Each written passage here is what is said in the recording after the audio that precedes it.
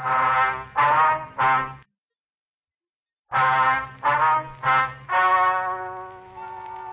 and gentlemen, the story you're about to hear is true. The names have been changed to protect the innocent. Dragnet.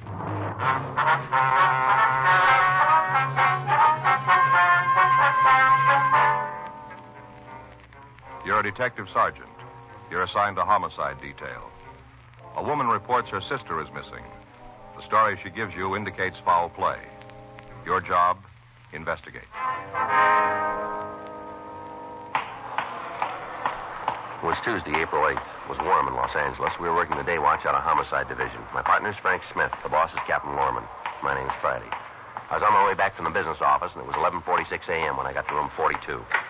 Homicide. You know, it's just too bad you can't move a little faster on things like this. It's just too bad. Yes, ma'am. Hi, Joe. Hi. Ms. Moffat, this is my partner, Sergeant Friday. Joe, this is Mrs. Moffat. How are you, ma'am? How do you do? You want to tell him the story? Think it'll do any good? Yes, ma'am. Well, then, my sister's gone. Yes. Disappeared, and I want you to find her. When'd you see her last? A couple of weeks ago. Could you give us a date? You have a calendar? Yes, ma'am. Right on the wall there behind you. Oh. Well, this is the 8th. Maggie's birthday was in March, and that'd make it 14th of March. I see. She come by to thank me for the party. Had a few of the girls in for her. That's your sister? Yes, Margaret Shane. Have you heard anything from her since then? Not a peep. What about her home? Have you checked there? Tried to call her on the phone a couple of times. Didn't talk to her, though. Who'd you speak with? Her husband. Did you ask him where your sister was? Yes, I come right out with it. Didn't mince anything up. What'd he have to say? Well, then, just beat around. Didn't come out with a yay or no. Just beat around. Mm-hmm. How about the rest of her family? Isn't any. I'm the only living relative she has. Possible she's ill? If that's so, I'd know about it. We were pretty close. Hardly no secrets from each other. I see. Now, if you're all done asking me the same questions this fella has, I want to know. I know there's something wrong. I want you to find out. All right, we'll check on it. I want you to do more than that, a lot more. Beg your pardon? I want you to arrest Maggie's husband. Well, why? Because he killed her.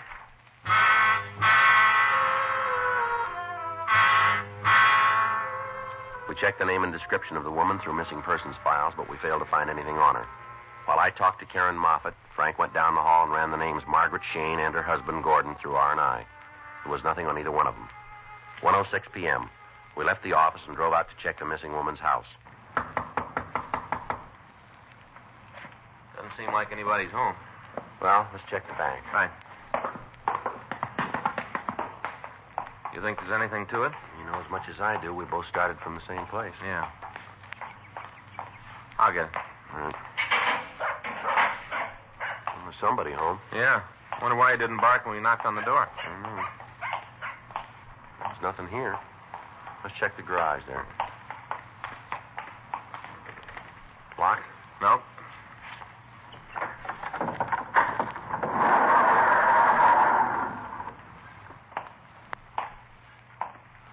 Oh, it's quite a shop, huh? Mm-hmm. A lot of tools. Well, doesn't look like anything. Nope.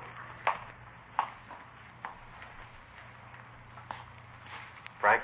Yeah. Come here. Right here, under the sawdust. Where? Oh, yeah. Looks like somebody tried to hide it. Bloodstains. We put in a call to the crime lab requesting that a crew be sent out to check the stains that we'd found on the floor. We talked to the neighbors about the couple, and we got the address of the place where Mr. Shane was employed. It was a large wholesale carpet company. We found Shane in one of the offices. That's right. No, ma'am, if it's put in, it should make the room a lot warmer. No, the carpet you've chosen shouldn't show any wear for years. Mm-hmm. Well, we found that color doesn't show the dirt. No, ma'am. No, well, it'll increase the value of your home. Oh, that's right. Oh, we can have it in for you day after tomorrow. That's right. I'll give you a call. All right, bye. Yes, sir. Can I do something for you? Mr. Shane? That's right. You want to come in?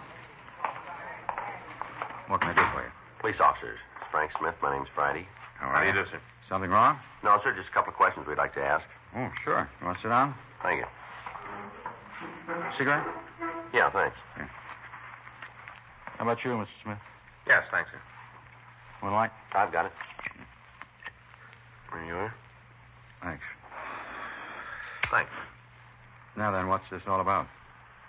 You know where your wife is, Mr. Shane? Oh, there's something about Maggie?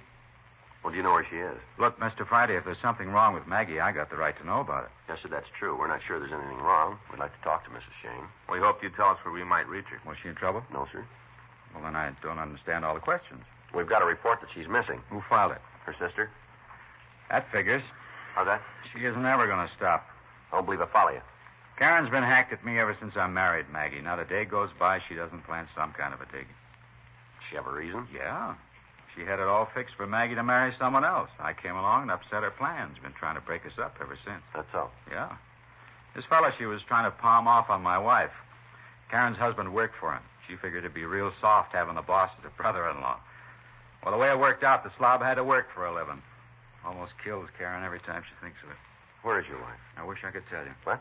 I wish I knew where she was. Haven't you got any idea? No. A couple of weeks ago, I came home from work. Maggie was gone. I haven't seen her since. Can you pin it down? Thursday, a week. She called during the day to tell me she wanted me to go out to dinner. Said she wanted me to be home on time. I told her I wouldn't be able to make it. We had words. She hung up.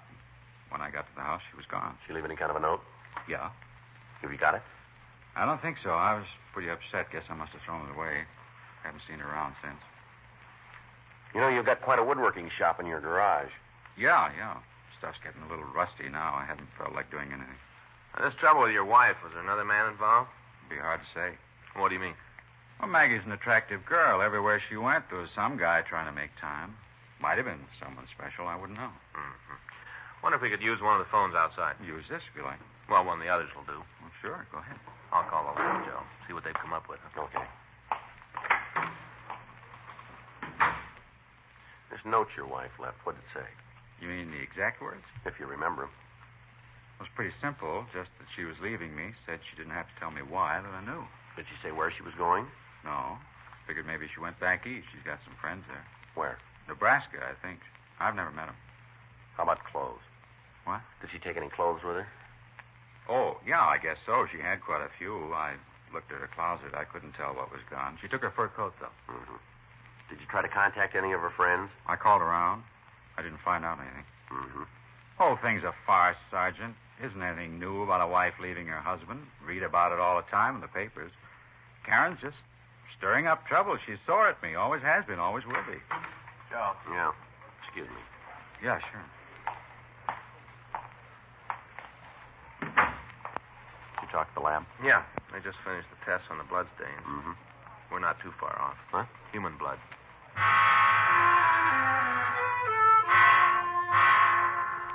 Frank and I took Gordon Shane back to his house. During the ride, he was quiet, and he refused to be led into a conversation about his wife. When we arrived at the house, we took him back to the garage. The crew from the crime lab had gone back to the office to make the grouping tests on the blood stains. Wish you'd tell me what this is all about. We figure you might have the answer to that. When are you going to stop talking in riddles? Now, Shane, you know what we're after. You'll save yourself a lot of trouble if you go along with us. Well, I don't know.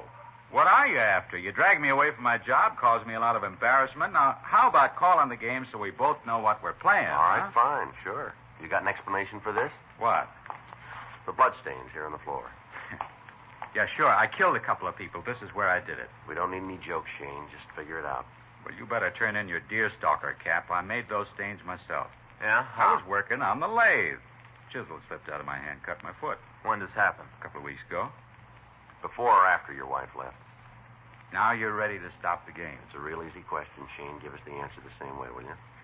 Before. How much? A couple of days. You told us your wife left on the 27th of March. Is that right? Yeah, I guess so. Is it right or isn't it? It's right. It's right. And when'd you cut your foot? The Sunday before. How'd you pull that date up? Well, no trouble. It's the last time I worked out here. Oh, with a cut that bad, still be a mark, wouldn't it? Yeah. You mind showing us? Not at all. You know your blood type? Hmm? What's your blood type? Oh. How about your wife's? I don't know. Somehow we never quite got around to talking about All that. right. Let's go in the house. You can show us your foot there. Yeah, sure. You think you might be able to come up with a note your wife left as well? Well, look. You know much about the law? What do you mean? If I get out of this, can I bring suit against my sister-in-law? What's that? Well, it seems there should be something I can do to close her mouth. All the time Maggie and me were together, she was causing trouble. I'd like to really fix her good. That's a civil matter. You better see your lawyer about that. Wait a minute. I'll get the door. Come on. We can talk in the living room. Where? Living room. All right. You want to go ahead? Yeah. This is the living room. You can sit down any place. All right. A little messy. I haven't spent a lot of time here since she left. Just toss those things on the floor. Don't worry about it. You want to see if you can find that note now? Yeah, I think maybe it's in the desk. I'll get it. Wait a minute. I'll have a look first. You guys don't trust anybody, do you? That's the way it's going to be. You got to go with it. All right. Better make sure I haven't got a machine gun hidden in there. You know, you've done pretty good up to here, Shane. Don't press your luck. Yeah. Go ahead. Tear the place up. Too bad I haven't got a wall bed. You could look for her in there. Doesn't seem to make any difference to you that your wife left at all, does That's it? the way it looks. Yeah. Well, you ain't far off. Real load off my back. We've been married over 4 years, and all that time I haven't had a minute's rest. Thinking how she was going to run off with somebody else. Figured that she'd drop me. Now it's over. I don't have to worry anymore. You got it wrong, Shane. That's right. Yeah. Take a look, Joe. Hey, what do you got there? You got no right to go through my personal things. When did you see your wife last? I'm not going to say anything more. You're trying to lead me into something. Looks like you found your own way. Now, how about it? I'm not going to talk anymore. All right. You call it any way you want. No matter how it turns out, you're going to carry the load. All right. She left on the 27th. That's the last time you saw her? Yeah. Have you heard anything from her since then? No. And I hope you got an answer for these. What do you got? A couple of checks made out to you, and they're signed by your wife. Well, what's that prove? The dates on the checks make a liar out of you, Shane. Huh? They were written a week after she left you.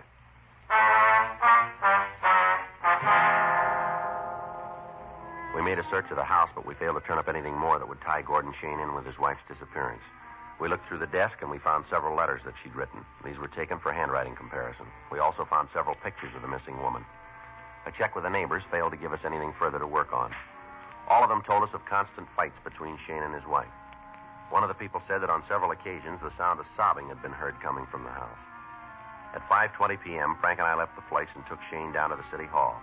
The checks and samples of Mrs. Shane's writing were turned over to Larry Sloan for comparison. We put in a call to the crime lab, but we found that the blood grouping tests were not finished. 6:12. We took the suspect to the interrogation room. Just sit down over there, Shane. Okay. How long do you think you're going to be able to hold me? Depends on when we get the truth. Well, you saw the cut on my foot. You didn't find anything at the house. Look, you're grabbing at shadows. You still haven't told us about the checks. No reason to. Everything I say, you twist around so it ends up something I don't mean. Where'd you get the checks? From Maggie. What about the date on them? I don't know. I guess she made a mistake when they were written. Where'd you get them? Found them in the desk. Well, didn't you think it was kind of funny that your wife would write a couple of checks and just leave them laying around on the desk? No. Maggie was always doing something like that. She didn't care about money. How about you, Shane? Huh? Does it make any difference to you? Look, I'm getting tired of this. Some crazy old bag comes in here, tells you a fairy tale, and you buy it all away. Any special reason why you're taking my sister-in-law's word for it? The way she tells it seems to add up. Well, then, you better go over the column again. My wife walked out on me. There wasn't any fight when it happened. She just picked up and she left. I don't know where she is. I don't much care. But you put this down in your book. I didn't kill her. Now look, leave me alone. When do I get to call a lawyer? We'll set it up for you. Well, do it fast, because you're getting nothing more from me. That's the way you want it. Wasn't any other way. I'm telling you the truth, and you don't believe it. Might as well keep my mouth shut so you can't make it any worse. All right, Gordon. We'll take you over to the main jail. You can call your lawyer from there. What are you holding me on? Suspicion of murder. You just don't give up, do you? Look, we got to go along with the evidence. Well, you better check it again, because you're making a mistake somewhere along the line. That's the way it looks to you, does it? Yeah, go over the road again. Find it. You're a cop. No, let's do it the easy way. Huh? You point it out.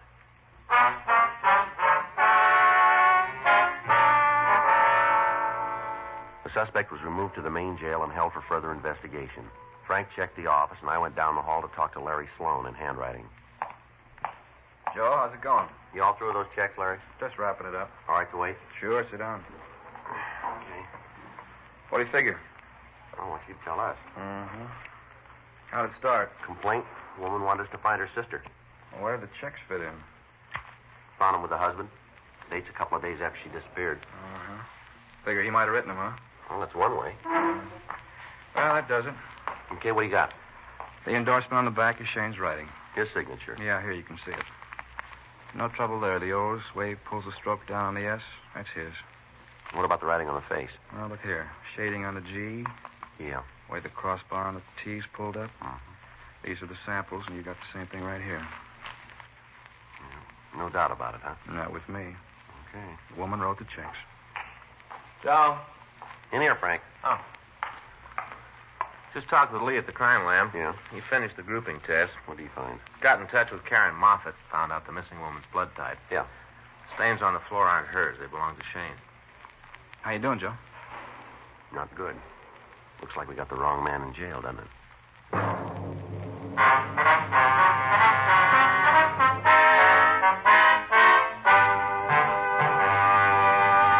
You are listening to Dragnet, the authentic story of your police force in action.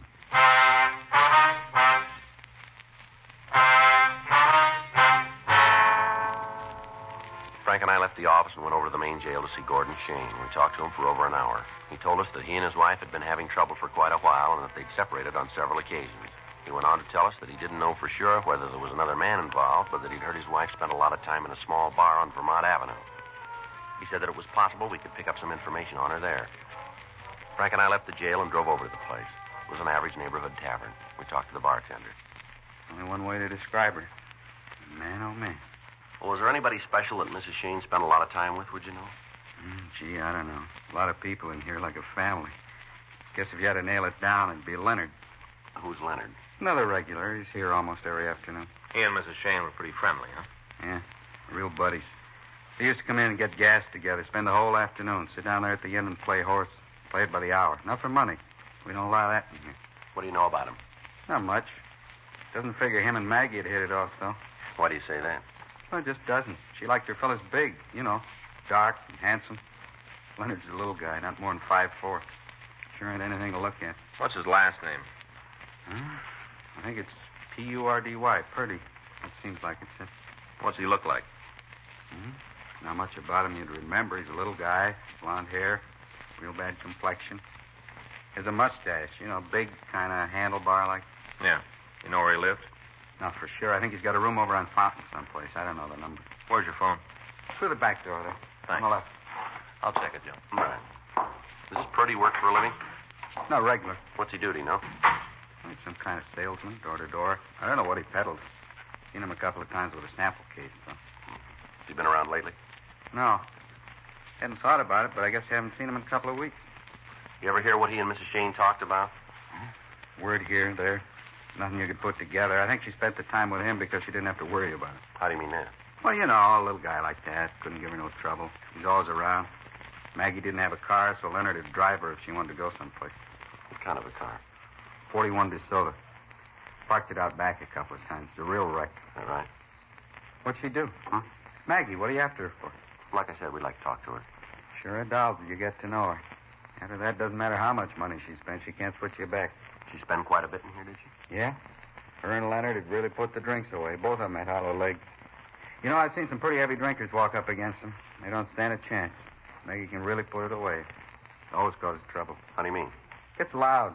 Yelling all over about how she could buy and sell everybody in the place. A couple of times I had asked her to get out.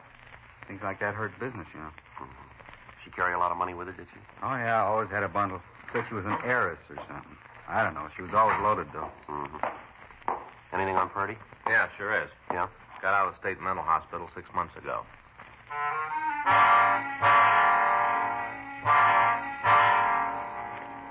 From his package, we found that Leonard Purdy had been arrested several times for suspicion of grand theft. However, he hadn't been convicted on any of them. Also, there were 18 drunk arrests against him. We put in a call to Georgia Street Psycho Detail, and we talked to Lieutenant Quinn. He remembered Purdy, and he went on to say that the suspect had been in to see him several times since his release. He told us that Purdy had committed himself to the state hospital as an alcoholic. Quinn went on to say that when Purdy was drunk, he became violent, and that on 3 of his arrests, it had taken several officers to subdue him. We contacted the authorities up at Camarillo. They told us that the suspect had been released by them after treatment and that he apparently was cured. We checked the last address in his package, but we found that he'd moved. A local and an APB was gotten out on him. We asked DMV to furnish any and all information on a car registered to him. 2 days went by without a word of him. In the meantime, we talked to all of his friends and acquaintances. From each one of them, we got the same story. Leonard Purdy was a freeloader who'd do anything for $1. On Thursday, April 10th, we got word that the suspect had been seen in a second-hand store down on Main Street. We checked the area and got an identification from his mugshot. He'd come in to pawn a man's watch. From the buy book, we got an address out on Gladys Avenue. We talked to the landlady and found that the suspect was in his room.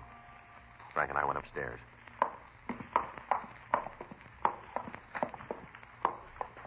Who's that, huh? Yeah.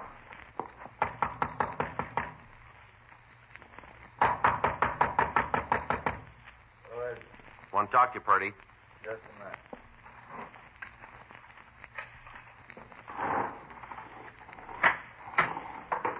Yeah, what do you want? You Leonard Purdy? That's right. Who are you guys? Police officers who want to talk to you. I got nothing to do with cops. I have my fill up. Yeah. Why don't you come in? Frank? Yeah. You be here long? Not long. That's good. I don't feel like making small talk. I'd offer you a drink, but there's just barely enough for me. You can understand. Put the glass down, Purdy. What? Put it down. Look, you got no right to come in here and tell me what to do. Nobody asked you. No, found this in the closet. This fur coat belong to you, Purdy? Yeah, I get cold nights. You know a woman by the name of Margaret Shane? Never heard of her. You sure about that? I'm sure. I got nothing to answer to you. Before you come in here and tell me what to do, I don't have to give you one single answer about nothing. You better come up with one. What's that? This coat. What about it? It's got Margaret Shane's name in it.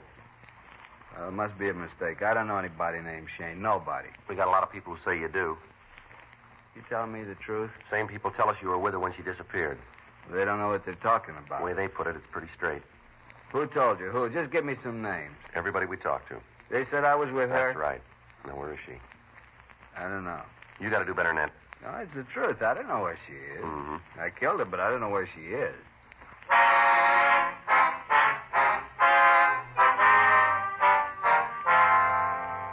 We took the suspect down to the city hall and questioned him. He finally sobered up enough to tell us that he'd gotten into an argument with the Shane woman and he'd beaten her to death. He went on to say that his car was being repaired and that he'd rented one and driven it out into the desert. He buried the victim there. We showed him maps of the area, but he was unable to tell us where to find the body. He only knew that he'd put it in a culvert along the roadside. We got the name of the automobile rental agency and we called them. Their records gave us the date of the rental and the mileage the car had been driven. We put the suspect in our car and started out toward the Mojave Desert. As we drove, Purdy verified our route. By dividing the total mileage in half and figuring the distance between his house and the office of the auto rental company, we had a vague idea where to start looking. After we'd been driving for over 2 hours, we pulled to the side of the road. How's the look around here? Yeah, it might be it. I think up the road a little way. I remember that big rock over there. Remember that pretty good. It's up ahead a little. All right.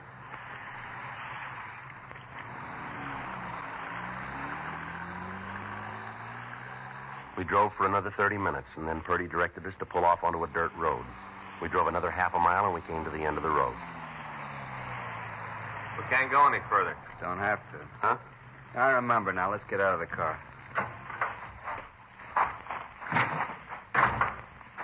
Just stay close to us, Purdy, right here. All right. Which way? Over here. Sure a beautiful day. Yeah. It's different when you get out in the country. Everything's got a different color. Come on, Purdy. Where is she? Over there, behind the bushes. I'll go look. Always been the big trouble. What's that? Boozing it up. Every time I get a few drinks, I don't know what I'm doing. Thought after I got out of the hospital, I had it made, you know. I'd be able to stay away from it. Yeah. First time I had trouble, I went back. I always went back. How about it? Yeah. She's there. All the time, that's what caused the trouble. Wouldn't be if it wasn't for me boozing it up. Mm-hmm. If I could just stay away from it, I wouldn't have any problems. I want to give it up if I could just find a way. You got one now.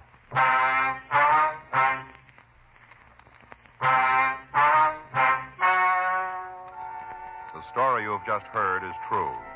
The names were changed to protect the innocent.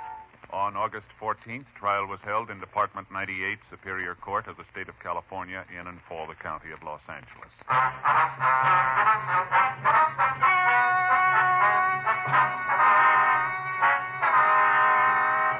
Leonard Eiler Purdy pled guilty to murder in the second degree and received sentence as prescribed by law. Murder in the second degree is punishable by imprisonment for a period of from 5 years to life in the state penitentiary. Dragnet. The story of your police force in action is a presentation of the United States Armed Forces Radio Service.